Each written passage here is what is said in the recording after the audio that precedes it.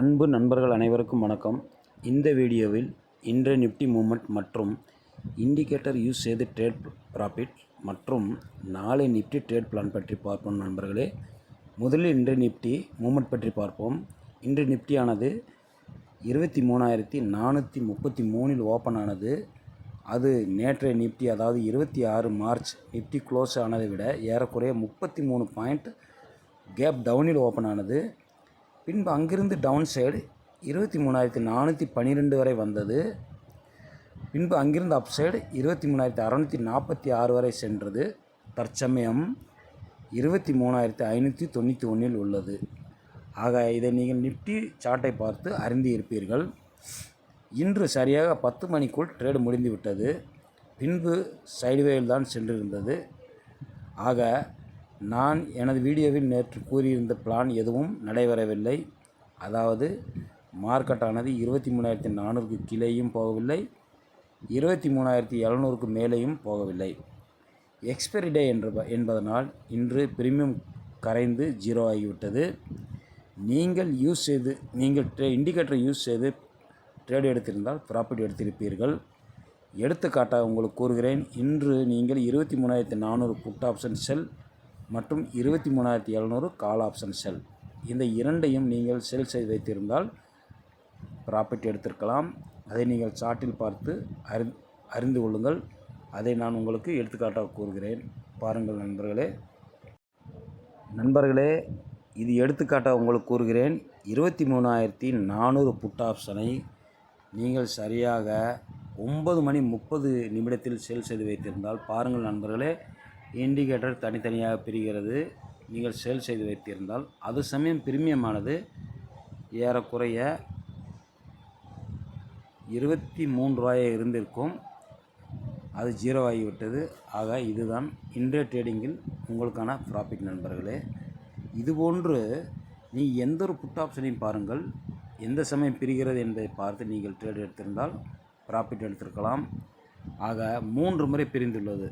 ஒரு முறை இங்கு, மற்றொரு முறை இங்கே, அடுத்தபடியாக இங்கு, இந்த இடத்தில் பிரிகின்றது.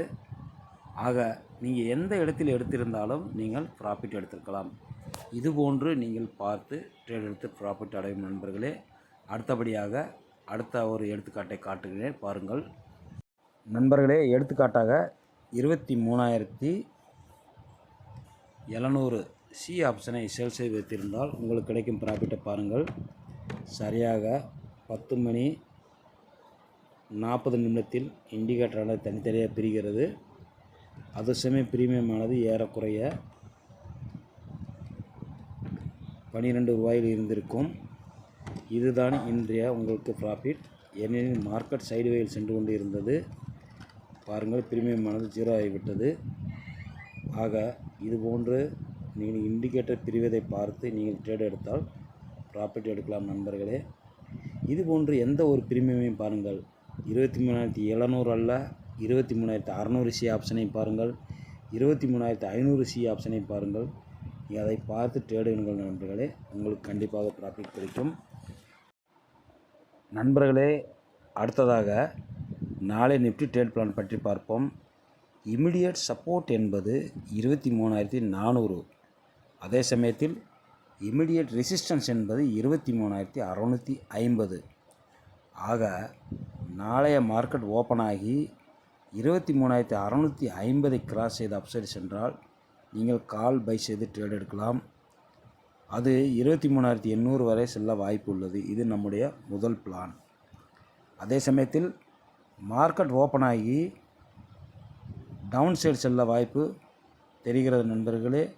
அதாவது மார்க்கெட்டானது 23,400 கிராஸ் செய்து டவுன் சைடு சென்றால் அது 23,250 வரை செல்ல வாய்ப்பு உள்ளது.